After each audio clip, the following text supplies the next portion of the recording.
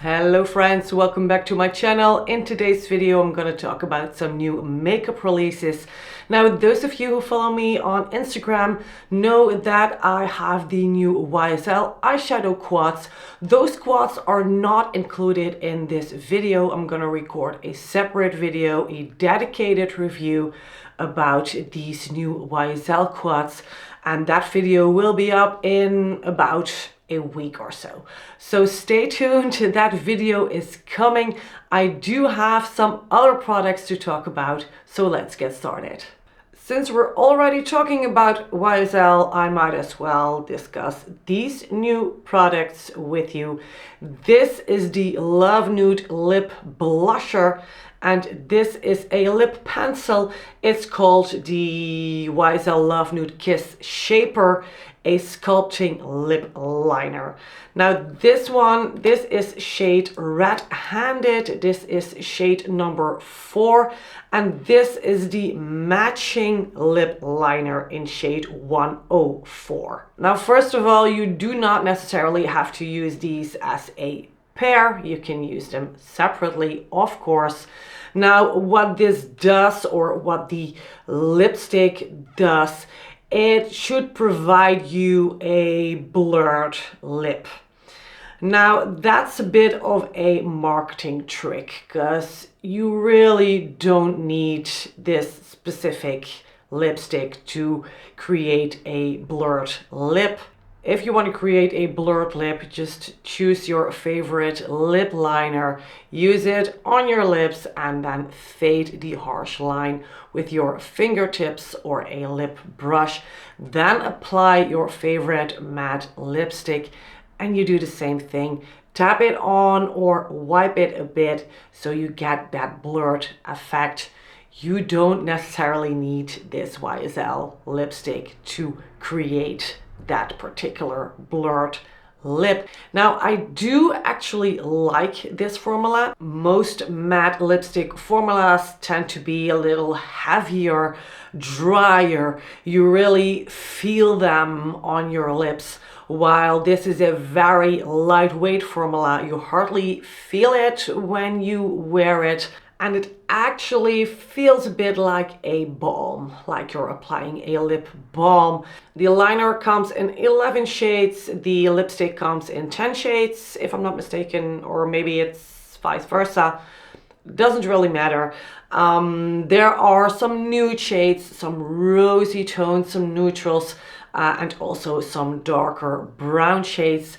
And on the YSL website, you can find suggestions for pairs. So YSL already did the work for you. There is really no need to have this. This is more nice to have. Another product that is nice to have is this lipstick from Louboutin. This is a very, very expensive lipstick. I think I paid around 100 euros, 100 US dollar for this lipstick. Again, nice to have, really no need to have this. I would never ever convince you to buy a lipstick that is this expensive. Every now and then I treat myself to something special, and this time it was this Louboutin lipstick. This is a limited edition. This one is engraved, and Louboutin never does this. This is the first time for this special lipstick, for this limited edition lipstick. And this shade is called Epic Brunette. I really, really love shades like these. I'm wearing the lipstick on my lips right now, so that will give you an idea of what this shade looks like. Now, I've had lipsticks from the brand before. I've tried the formula before. Louboutin has, by the way, not only this matte formula, because this one is the this shade comes in the matte formula, but they also have satin formulas and very glossy formulas. And I've tried them in the past, and I actually really enjoy the Louboutin lipstick formula. So I knew that I would like this formula, and I also knew I would love the shade, and I do. I really, really love this color. I love how it looks on me. And I also really enjoy this formula. Again, it's a matte formula. This formula stays put for a very long time. It's opaque in one layer of product, so you don't really have to use a lot of product to get a beautiful lip color. So I am very, very pleased I gifted myself this beautiful lipstick. I mean, the case, this is just so pretty. And yeah, I think if you want to treat yourself, something like this is not too much. The lipstick comes in this beautiful red packaging. You open it, and then your lipstick is right here like this. So I really feel like I received a gift, you know, when I unboxed this. So I'm not mad at myself for this little treat to myself. But again, I fully understand you don't want to spend this amount of money on a simple lipstick, but it is a nice treat, a nice gift. So I'm very happy I picked it up. The third product I want to talk about is this new Nars foundation. This is called, let me get it right. It's called the Natural Matte Longwear Foundation. So this is a matte formula. I've tried it now for 3 days in a row. So I don't want to jump into conclusions yet, but I do want to share my first thoughts and my first experiences with this foundation. Natural matte, yes, natural matte. It's not matte. It's not thick, heavy matte. No, this has a little bit of luminosity to it. So it feels more skin-like than most other matte foundation formulas, which is a good thing because I think we're all done with the heavy, thick matte foundation formulas. This is what we're going to see more and more. Lightweight matte formulas. Again, not matte. It still looks very natural to the skin. Now it does dry really fast. So what I like to do is to apply this with a brush, not with a sponge. I apply it with a brush. I put a little bit of product on the back of my hand. I dab my brush into it, and then I apply that on my face. I start, you know, from the center of the face, and then I work towards the ears, towards the hairline and the neck. That is, in my opinion, the best way to apply this foundation. Also, I've noticed that, you know, because this is a matte formula, you don't want to use too much setting powder. Now, in general, I would always say do not use too much setting powder. Especially not on mature skin or like my 40+ skin. But with this formula in particular, I would recommend using a very lightweight setting powder. For example, the pressed setting powder from Chantecaille, and not a heavier setting powder like the loose one from Huda Beauty, for example. It stays put all day long. I do not see any dry patches or any creasing or separation from the foundation, not at all. So, you know, first impression is good. But again, this is my first impression. I really want to try it some more to provide you a full review of this foundation. Now let's move on to a collection I am a little bit disappointed in.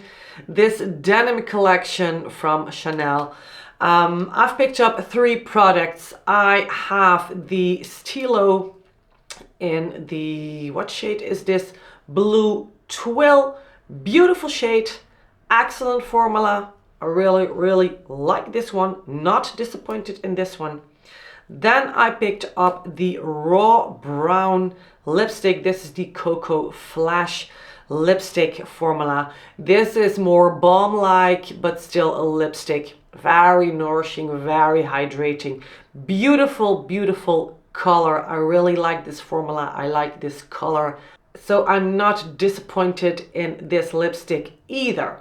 But I am a little bit disappointed in the eyeshadow quad that I picked up. I've picked up Denim Dream, and I will show it to you here.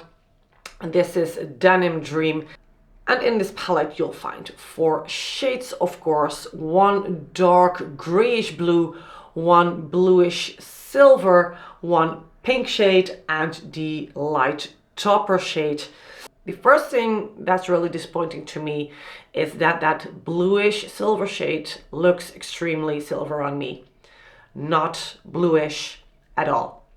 And that happens sometimes, especially with blue and gray shades. Sometimes gray shades look blue on me, or they pull blue on me, and blue shades tend to look a little bit more gray on me. That happens sometimes, but definitely not always, because as you can see here, I'm wearing the Dior Quint, and I'm going to talk about that Quint in a minute. But the shades you see here are the shades as you see them in the palette. Now, that was definitely not the case with this quad from Chanel. So that was the first thing that disappointed me. And also the gray blue right here, it looks more gray on me, like your gray denim, which is not necessarily a very bad thing. I just expected it to be a little bit more bluish and not so much gray. So that's the first thing that kind of disappoints me. The second thing, on me, these shades do not look very well in combination with the pink. And I've seen looks from other creators and they made stunning looks with this palette. It's just not the perfect color combination for me. And I know you're going to say, well, why didn't you pick up that other quad? That other quad didn't look that interesting to me. So that's why I picked up this one. And it's not that I'm gonna throw this palette in the bin and never ever use it again. No, I'm gonna pair this palette with other blue palettes that I have. Because I still think that the shades are pretty. They just do not work in this combination for me. So I want to bring in other blue shades from other palettes and then combine it with this palette, because I'm pretty sure I can get use out of this palette, just not in the Chanel way. The quality is okay. I mean, it's Chanel. Shades are definitely not the richest in pigment, but in Chanel terms, this is pretty good in pigmentation. The color payoff, it's okay. I need to build it up to get some more color, but I think most of you will enjoy it. Also, if you want to do a very soft look, this palette is just perfect for that. This is not for very extreme, intense eye looks. I want to talk a little bit more about the lipstick in Raw Brown, because this is a beautiful, beautiful color and I think it really, really suits me. It doesn't work at all in combination with that Denim Dream Quad. That's very cool toned, and this is of course a warm tone. So I didn't buy the lipstick to pair with that quad. I bought the lipstick to pair with other palettes I have. This is an excellent formula. It feels very nourishing, hydrating. I think I've already told you that. I mean, it doesn't stay put all day long because it's too balmy for that. But this is that kind of lipstick, that kind of formula you want to use during summer when it's very warm and you do want some color on the lips, but you don't want to wear a very heavy lipstick. This is what you want for your lips. So I bought it with that purpose, you know, to also use during summer with my summer eyeshadows, because I think you can see how well this is gonna pair with warmer summer shades on the eyes and on the cheeks. So that's the reason I bought this one, not to pair it with the cool toned denim Dream Quad. I think Chanel only has one cool toned lipstick in this collection, and that's the blue one, which is not blue on the lips. It becomes pink on the lips, very soft pink. I think you hardly see any color, in my opinion. I think it's not worth the money, honestly. I've swatched it in store and it felt very, very gritty. So definitely not my kind of lipstick. The blue I'm wearing on my eyes today is this palette from Dior, the Midnight Lamé eyeshadow palette. This is a cannage eyeshadow palette. These are limited edition. I've picked up this blue color story, but I also have the lilac color story. This lilac one is actually my favorite. This is so stunning, and I am in love with this color story. Now, when we talk about the formula, I think you know that Dior eyeshadows are hit or miss for me. It's like 50-50. You either have the good formula or it has a bad formula. There's nothing in between. When I buy Dior palettes, I either love them or I hate them. There's nothing in between. Now, this is a formula that I really like. I also really enjoyed the formula of the previous cannage palettes.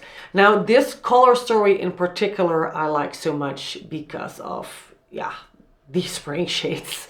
I think it's very clear that this is a perfect color story for spring. And I love how these colors, you know, the burgundy with the periwinkle lavender shade and the lilac, how these work on the eyes. It gives such a balanced look, and still it looks fresh and it breathes spring. But it doesn't look silly, it doesn't look childish, it looks sophisticated.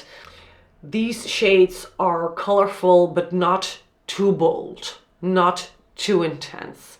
So it's very easy to create a softer look. You can build up the intensity of the shades if you want, but if you do not want to play a lot with color, or you tend to wear a lot of like neutral eye looks and you feel the need to play with color a bit, then this is a perfect palette for you. You can also just use your neutrals, you know, your grays or your browns or other neutrals you like, and just use one or two shades from this palette to add to that eye look, to give you that pop of color. You do not have to use this by itself, you know, you can combine it with other palettes, of course. So this is for me a very versatile palette. I didn't experience any creasing with these colors. I must say I did notice the colors faded a bit during the day. So after several hours, it just loses a bit of its intensity. Yeah, that's also probably the only like bad thing I can think of. I am just very happy with this palette. Now the other one, number 170 Midnight Lamé, yes. That's this one. That's the one I'm wearing on my eyes right now. And even though I said that the Lilac Tulle is my favorite palette, this one is definitely in second place. I like this color story so much. I did a pretty intense look today, but that's just to show you what these shades look like. You definitely don't have to do a look as intense as this one. To be honest, I've played with this palette for several days and all the looks I did are way softer than this one. The shades, as you see them in the pan, also translate to my eyes like that. So I didn't experience the issues that I had with the Chanel Quad, you know, that the shade turned out to be completely different when I applied it on my eyes. No, the shades as I see them here are also the shades that I see on my eyelids. Now in this palette you only have one matte shade, and that's this one, the darkest one. I don't really mind that there is just one matte shade. Maybe you have difficulties with that because it's the darkest shade, but I don't really mind. I really love this bright blue. It's so bright but so stunning. But the star of the show is definitely that shade right here, this topper shade. This has a beautiful silvery turquoise shift, and this is by far one of the most beautiful shades I've ever seen, and I do not have anything like this in my collection. So Dior, kudos for this, because I really like this color story.